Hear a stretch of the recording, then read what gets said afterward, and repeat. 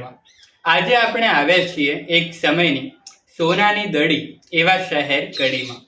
કડી નામ સાંભળતા જ સૌથી પહેલા માં મેલડીનું નામ યાદ આવે. તો આજે આપણે વાત કરીશું કડીના કાંગરાને 7 વાર પાડી અને મલ્હારરાવ ગાયકવાડના મહેલના 7મા માળે બિરાજમાન થયેલ માં મેલડીના ઇતિહાસની. વાત છે આજથી લગભગ 200 થી 250 વર્ષ પહેલાની. કડી ગામ વડોદરાના ગાયકવાડના તાબા નીચે હતું. કડીની ખેતીની આવક ખૂબ હતી અને કડી વડોદરાથી ઘણું દૂર થતું હતું.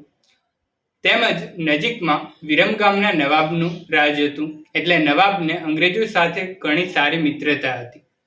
અંગ્રેજોની મદદથી નવાબને કડી પરગણું વડોદરા રાજ્યથી પડાવી લેવાનો મનસૂબો હતો. એટલે એ વખતે ગાયકવાડી રાજનો પાટણમાં